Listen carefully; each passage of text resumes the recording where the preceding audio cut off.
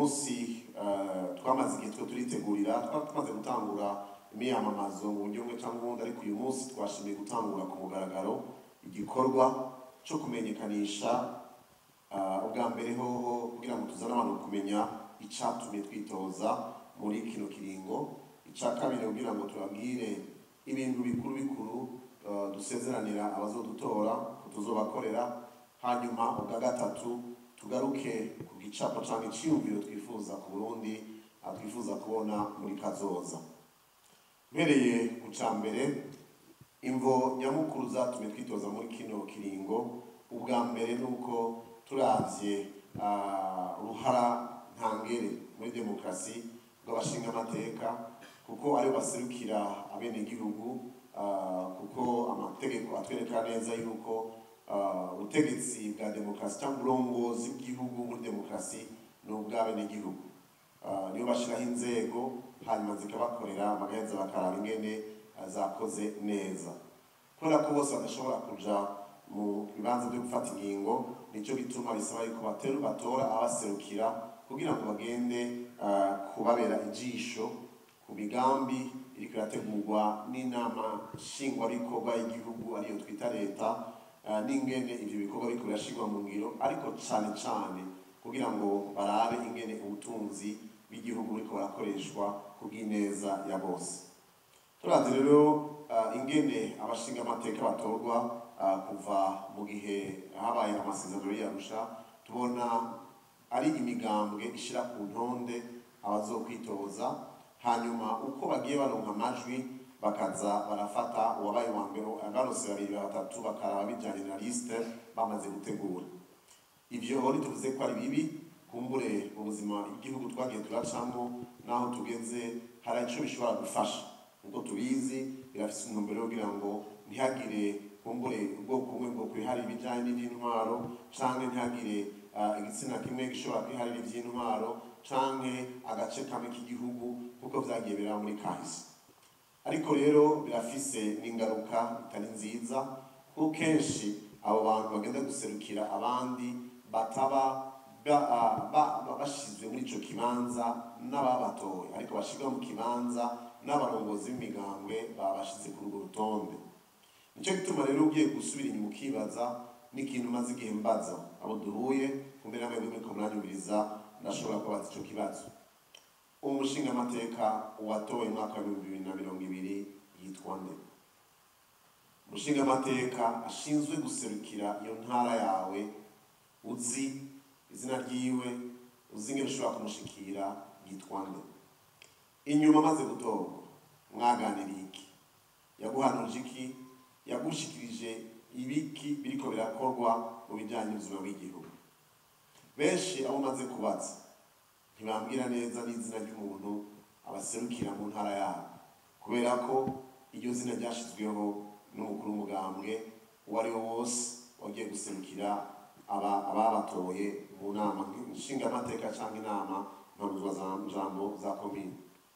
Ubwa kabiri, n'uyu muzi izina ntigeze asubira kuronka ingene ashobora kumushikira. Gusanga igihe kenshi iyo umuntu yamaze gutorwa aca agira umwitwariko cyane cyane wo gukora ibijyanye n'ivyo umugambwe umusaba, simvuze ngo ni bibi, ariko ugasanga babandi batari mu migambwe ntibashobora kuronka ingene bamushikira nabo, kumbura ari mu migambwe bamushikira, ariko atari mu migambwe ntibaronka ingene bamushikira nabo bamushikirize ivyiyumviro vyabo, cyangwa bagaruke nabo babaze ivyiyumviro vyabo. Ikindi nuko tubona hariho bamwe, si benshi, ariko turamaze kumva ko hari bamwe baja mu nama nshingamateka kugira ngo biyorohereze ubuzima, kugira ngo ntibaje kumbure kuriha amakori nk'uko abandi bose bakora mu gihugu bariha, canke kugira ngo baronke umushahara nk'uko abantu bari mu bikorwa baba bakeneye kuronka agahembo. Ivyo ntivyari bibi, nico gituma amategeko yorohereza umuntu arimo n'amashingamateka gushobora koroherwa mu buzima, kugira ngo ntasange yagiye kurondera ubuzima ngo yibagire ico yatumwe. Ariko iyo bibaye intumbero y'ubuzima yo gutuma umuntu aja mu nama nshingamateka kugira ngo umuntu aronke exoneration, kugira ngo umuntu aronke umushahara gusa, kenshi ukunda gusanga ibibazo n'umwitwariko w'abarundi n'abarundikazi atabishira ku mutima. Turavye byose rero tubona yuko kugira ngo demokarasi itsimbatare muri kino gihugu harageze yuko umurundi amenye uwo yatumye kugira ngo amuserukire mu kuraba amategeko azomugenga aza gufatwa mu nama nshingamateka canke no gutunganywa kw'ikomine yiwe. Ni vyiza ko umuntu wese agiye gutora avuga ngo natoye uwitwa naka, kandi uwo ntoye ndamuzi, ndazi inyifato yiwe, ndazi ingene abayeho, ndazi yuko ari umuntu w'icitegererezo canke w'akarorero. Ica kabiri nuko umuntu uwatoye aronka uburyo bw'ingene amushikira mu gihe cyose azari mu kiringo co kumuserukira. Kumbure ni inama atunganya izwi canke n'ubundi buryo bwose kumushikira kugira ngo igihe cyose hariyo ikemubakiye mu bijanye n'ivy'uburongozi bw'igihugu ashobore gutanga iciyumviro, maze wa wundi ashinzwe gutwara ivyiyumviro vy'abamutoye agaheza akabisesangura akabishikiriza kubw'ingingo zigiye gufatwa. Ikindi nuko uwo muntu atowe agaruka kuraba ingene abantu bamutoye babayeho, ibibazo bafise, ingorane ariko arahura nazo. Ego umushinga amateka ntaza gutora inyishu z'ibibazo. Numvise abantu benshi bariko baritoza bagasezerana ko bazocatora umuti w'ikibazo c'igitoro, ko bazocatora umuti w'ibibazo bitandukanye biri mu gihugu. Vy'ukuri sinibaza ko umushinga amateka ico gikorwa ashinzwe, kuko ivyo biri mu nama nshingabikorwa ariyo twita leta, ariko ico akora ashikiriza ibibazo abantu bafise, akagenda gusaba yuko hatorwa imigambi canke amategeko atuma ivyo bibazo bitorerwa umuti. Ikindi aho narakivuga ku kintu kijanye no guserukirwa. Ikindi ugiye kwibaza uraba uyu munsi uravuga uti hariho imigwi y'abarundi usanga badashobora kumva ko baserukiye mu nama nshingamateka kubera iki? Kuko ibikorwa bakora bitabemerera kuja mu migambo. Nihaba gushikiriza ivyiyumviro bica mu migambo kugira ngo bishikire abagiye kuja muri izo nama muri nama nshingamateka canke amajambo ya komine, mbega utari mugambe nawe iciyumviro ciwe kizoca hehe? Aho nshaka kuvuga nk'abaki, abasirikare, abari mu bijanye n'umutekano w'igihugu, abashinzwe ubutungane, amategeko y'igihugu ntabemerera kuja mu migambo. Ariko hariho n'abandi kubw'ibikorwa basanzwe bakora, nk'abakozi b'Imana, nk'abantu bakora ibikorwa vyo gukorera abantu bose badashaka kubona umengo bahengamiye canke hariya, abo nabo bafise uburenganzira kuko ivyiyumviro vyabo vyumvirizwa bigaheza bigashika imbere mu ngingo ziriko zirafatwa mu buzima bw'igihugu. Mbega uyu munsi kugira ngo abo nabo bumve ko ivyo vyiyumviro bishobora kuronka inzira bicamwo vyogenda gute? Hari umugwi ugwaruka rugize ibice vyinshi vy'abarundi, kandi ariko nguvu zizoshobora gutuma kino gihugu gitera imbere. Ego simvuze ngo mu bari mu nama nshingamateka nta gwaruka rimwe. Ego simvuze yuko jewe nkiri umwe mu bato mu bijanye n'abazoba bariko baritoza muri ico kibanza co kuba abashingamateka.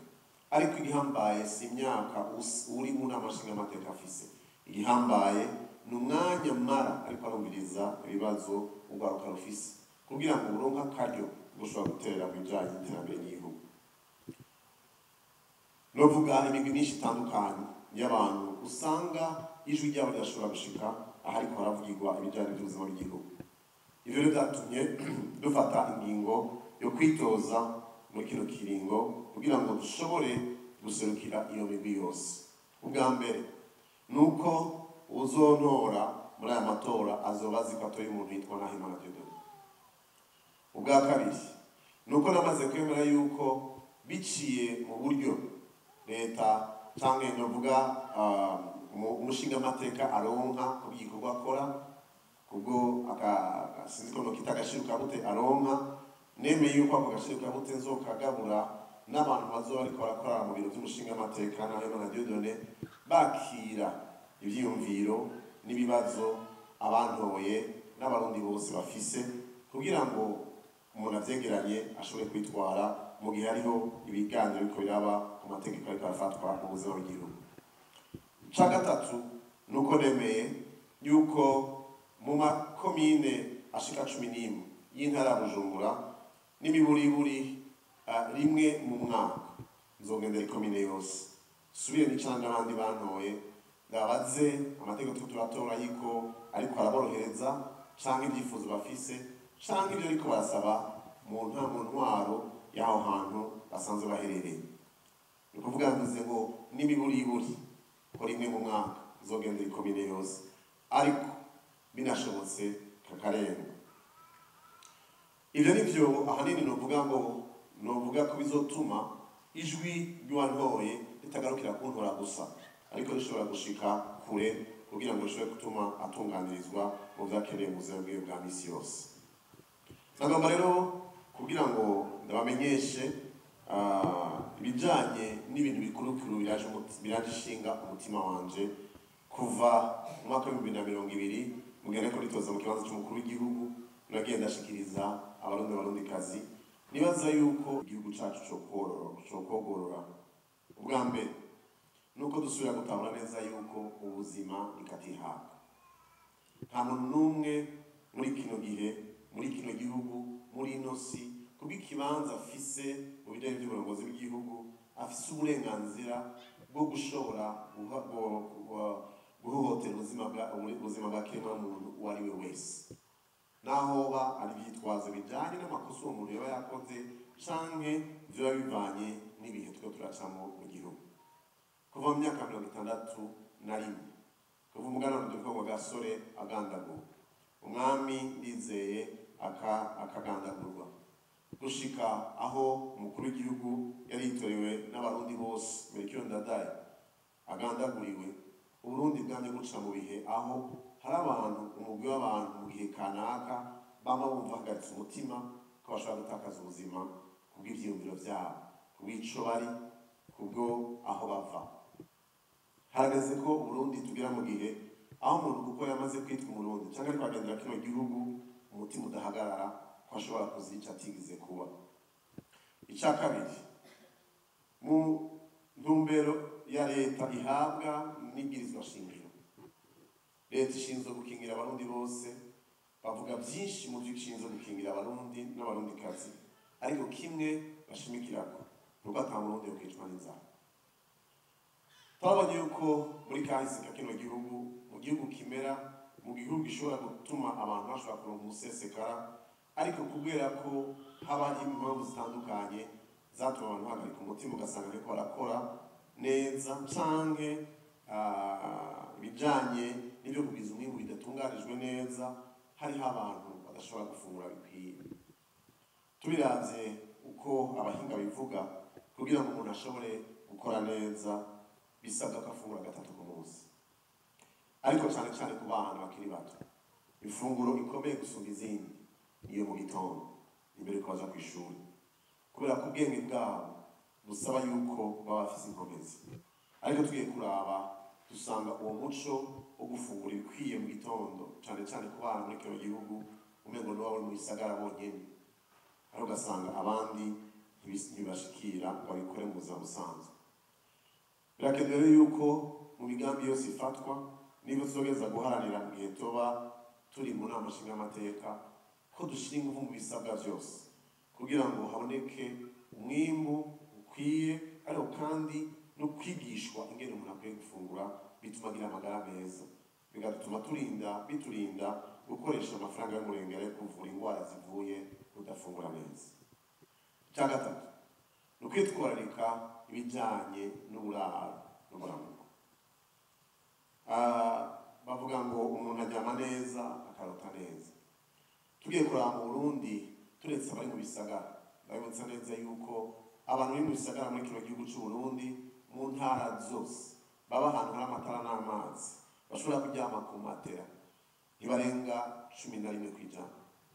Ni ukuvuga ngo turacagomba ko abo bandi bashika 89% nabo bashobora kugira uburenganzira bwo gushobora kuryama neza.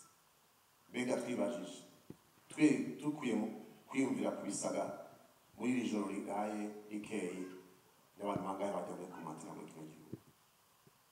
Mu myaka myinshi tumaze kwikukira, tubaza ko twari tugeze mu gihe c'uko abantu n'imiburiburi baronka ingene bashobora kuryama neza mu nzu, bashobora gusinzira badashobora, batumva ko baryamanye n'ibitungwa, batumva yuko badashobora kubaho bafise ibibatuma bagira amagara meza. Kuryama neza ni ikintu gihambaye. Ikindi gihambaye ni amagara y'abantu, nuko ibikorwa byose bisabwa kugira ngo abantu bashobore kwitwararikwa mu bijyanye n'iby'amagara yabo. Murabizi ego sinovuga ngo uyu munsi ntibiko birashyirwa imbere, hari abantu benshi bagerageza kubikora, ariko ibyo bifite aho bitangurira. Bari kubivuga kuri iki kintu cya kabiri nteje kuvuga, nuko abantu bakwiye kuva mu bisaka bakaja mu bisagara. Hari igihe urengana kwibarabara uriko uraduga i Bugarama, ukaraba ku musozi hakurya, ukaraba umuntu aba mu nzu ku musozi hariya hakurya, ukibaza uti naho tuba turi mu gihugu ca mbere gitunze ku isi, ntituzomushikiriza amazi, ntituzomushikiriza urutsinga rw'amatara, ntituzomushikiriza ibarabara wenyene ahari, ishure ntizoshobora kumushikira wenyene, ntazokubaka ibitaro vyiwe wenyene, ategereza kubana n'abandi hejuru kwitaba ry'umusozi, kugira ngo nihagira icihutirwa ashobore gushikira n'ingoga kwa muganga, canke ashobore kuronka n'ibishobora kumusahiriza kugira ngo ntazire ikintu c'ingwara gishobora kuvurwa mu mwanya mutoya. Rero ivyo ni ibintu vyo kugerageza gushiramo ingufu kugira ngo mu bariko barafata ingingo mu buzima bw'igihugu bitwarike ubuzima bw'umuntu umwe wese mu Burundi atamwana n'ikinombe. Hariho kwitwararika ibijanye n'indero. Kuva kera twakuze tuzi yuko amashure atanga indero n'ubumenyi. Mugabo tugeze aho ushobora gusanga umenga amashure nayo gutanga ubumenyi gusa. Ariko mwibuke neza yuko igituma umuntu, hari ikirundi kivuga, abantu mu ngari ikirundi kivuga ngo kami ka muntu n'umutima wiwe. Mu Gifaransa nicyo no kwita caractère.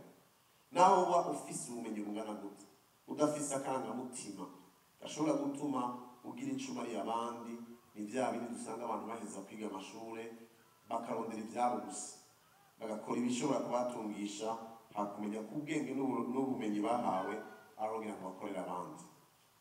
Rero birakwiye ko ibijyanye n'iby'indero bitunganywa neza ushasha, kugira ngo amashure ntikibe ikibanza cyo kurondera impapuro gusa, ariko kibe ikibanza cyo kurera ugwaruka umenya gukora, cyane cyane gukorera abandi, atari kurondera gusa ibya umwe wese ngo arondere inyungu ziwe ku munsi ku munsi. Ikindi cyo gushimikira ko cyane ibijyanye n'intwaro, ibijyanye no gutunganya ingene uburongozi bw'igihugu bugenda. Murazi no kuva Burundi bwikukiye, twame tugira uburyo bwo gutunganya ubuzima bw'igihugu buvuye ku mugwi umwe mutoya wahisemo ingene intwaro y'Uburundi itunganya. Kumbure barabashikira ubutegetsi biciye mu gikenye, bakavuga ingene Burundi bugiye gutunganya. Kumbure harabaciye mu zindi nzira twokwita kandi na demokarasi, ariko ugasanga mu gihe cyo kwiyumvira ntibarahaye akaryo umurundi n'umurundikazi wese kugira icyo ashikirije. Ibyo bice bivyara uburongozi bwo kwikorera gusumba uburongozi bwo gukorera abandi. Imyitwariko dufise nuko umuco w'uburongozi bwo gukorera abaguhaye akaryo ko kuba muri ico kibanza uhinduka umuco w'igihugu cose. Ndi umuntu yemera Imana, umwami wanje Yesu Kristo nemera yavuze ngo niba ushaka kuba mukuru w'umukozi wa bose, ibiza rero yuko haba umuco uko umuntu wese agiye mu kibanza c'uburongozi atahura yuko yemeye kwikorera imitwaro y'abantu muri ico kibanza kugira ngo abafashe gutorera inyishu ibibazo bafise. Hari akajambo mu Gifaransa bakunda gukoresha iyo bagomba kuvuga abantu bari mu bibanza by'uburongozi, n'ijambo bakunda kuvuga mu Gifaransa ngo excellence. Umuntu ntahindurwa kuba excellent no kuba miss excellence, ariko umuntu aja mu kibanza cyo gutandukana n'abandi, kaja mu bijyanye by'uburongozi kuko mu buzima bwiwe yabaye excellent. Mu yandi majambo yabaye umuntu akora ibintu bitagira akanenge, atsinda ko ari umuntu yihwejwe yuko mu buzima bwiwe bwa misi yose ari umuntu yamye akorana ubuziranenge kugira ngo ashobore gushika mu bibanza by'uburongozi. Ntihashobora gufasha abandi batarashikaho gushobora nabo gutera imbere bakabaho neza gusumba uko bari basanzwe babayeho. Ibyo byose bitegereza kuza biciye mu nzira ingene indongozi z'igihugu zishika mu bibanza byo kuba abarongozi by'ukuri mu buzima bw'igihugu. Ndavuga byinshi mu byifuzo mfise nk'umwe wese muri mwebwe nk'umurundi n'umurundikazi, ariko ariko ndabivuga kugira ngo niwagera ku gihe cyo guhitamo uzohitemo ubona ko musangiye ivyiyumviro, musangiye intumbero y'akazoza ka kino gihugu. Sinogenda navuze ku bijanye n'ingene twe kwitwararika kuba mu migenderanire myiza n'ayandi makungu, kubera ko iyi si Imana aho ngeza kubyizera yaremye umuntu umwe imuha umufasha, abandi bose tuza dukomoka kuri we. Rero nibaza yuko ubutunzi bwose kandi Imana itanga ibutanga yumviriye ihanga rimwe cyangwa igihugu kimwe, ibutanga yumviriye abari muri mw'isi yose kugira ngo abantu babe bamagiriranire. Nicyo gituma rero natwe tuba tumenya tuti hari ingabire n'ingabirano n'ubutunzi Imana yaduhaye abari mu bihugu bibanyi bakeneye. Ejo hari ubumenyi dufise abantu muri Tanzania badukenera bashobore kumenya ko dushobora kugira icyo tubafashije, abantu muri Congo bashobora kudukenera dushobora kumenya ko icyo dufise twamarira natwe, abantu mu Rwanda bashobora kuba bafise bamenye ko icyo twamarira nk'abana, abantu mu bindi bihugu biri kure bumve ko natwe dufise icyo dushobora kubamarira. Twinjiye muri uyu muryango w'ibihugu bigize Afurika y'ubuseruko. Iyi Afurika uwo mugwi twinjiyemo si kugira gusa bitworohereze kugenda hirya no hino, ni ukugira ngo ibyo abo muri Kenya bakora tudashobora gukora babidusangize, ibyabo muri Sudani y'Epfo bashobora gukora tudashobora gukora babidusangize. Ariko hanini kugira ngo natwe abarundi ibyo dufise abo muri ibyo bihugu byose bigize umuryango badafise tubibasangize, bitume batubera isoko dushoramo natwe ibyo twimbuye, bigatuma n'amafaranga yacu agira agaciro. Ibyo biba bivana n'imigenderanire myiza dufise, kandi bibavana n'ingene twerekana yuko natwe dufise icyo tubamariye kandi ko badukeneye. Ndagomba kurangiza babwira yuko dafise ivyizigiro, yuko kino gihugu twaciye muri byinshi, ariko turiko turatera intambuko nziza iriko yatuma tukigira umwidegemvyo wo gushobora kuvuga ibyo twiyumvira no gushobora guhiganwa kugira ngo ivyiyumviro bitandukanye bishobore gushika imbere, maze bigire neza umurundi wese n'umurundikazi. Mu gihugu cacu nta na hamwe twigeze tubona yuko muri kahise igihugu cabayemo abantu bafise ubwoko butandukanye. Yego tuva mu miryango itandukanye, ariko murabizi yuko ibijyanye n'ubwoko byadutandukanije, ariko iyo hageze mu bijyanye n'ibyo kurondera ibibanza mu by'uburongozi hari ababyitwaza. Harageze rero yuko umuntu anezerwa kuba ari umurundi uko asa kose, nawe yaba yaje akaza akabisaba ari umuzungu akemererwa kugira akabira k'uburundi kubera ko yemereye kuronka akarangamuntu, amategeko yose akwiye kumukingira. Hari na bimwe usanga umengo n'agahombo aho dufise abarundi bavukiye muri kino gihugu, ase babo bavukiye muri kino gihugu, mugabo kubera ko bafise urundi rukoba, kumbure kuko ari abahindi canke ari abarabu canke kumbure bavuye mu gihugu kibanyi, mugabo bakaba bahakuriye urungano rwa gatatu rwa kane, usanga bigoye ko baronka akarangamuntu kugira ngo bitwe abarundi bakore nk'abashobora kugira ico bamariye kino gihugu. Ariko twebwe twagenda mu mahanga, ikintu ca mbere twifuza ni uko umwaka wa mbere twaba twaronse ubwenegihugu bw'ico gihugu. Ivyo dukwiye kuraba ko tutariko turatakaza ubwenge, amaboko, inkomezi zo kubaka kino gihugu. Mwakoze rero kudutega amatwi, nababwiye yuko muri kino gihe tugiye kwitoza mu kibanza c'umushinga amateka yigenga.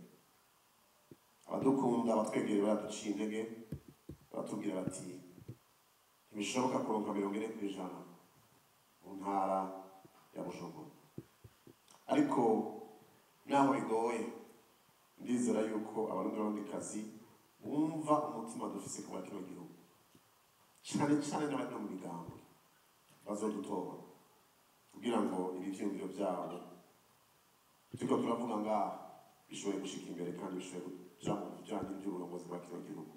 Rero nicyo gituma ntabwoba dufise ko itariki 5 z'ukwezi kwa gatandatu muzoduhunda amajwi mukadutora, turi nimero 27 kw'ikarata y'amatora mu ntara ya Bujumbura, uhereye mu mfuruka y'iburyo hepfo wa gatatu uduga uzobona umuntu yambaye ikoti y'ubururu n'amarori, uheze ushireko urukumu rwawe ugufatanya nanje muri ibi vyiyumviro ntejeje kubashikiriza, maze nitwagera kubaserukira naho uzoba ndi umwe kumbure muri benshi ndizera ko nabo tuzohuriramo n'amashinga amateka uko nabazanye gutahura ivyiyumviro n'abashobora kubitahura hanyuma tugafatanyiriza hamwe gushobora gutora amategeko agira akamaro bose.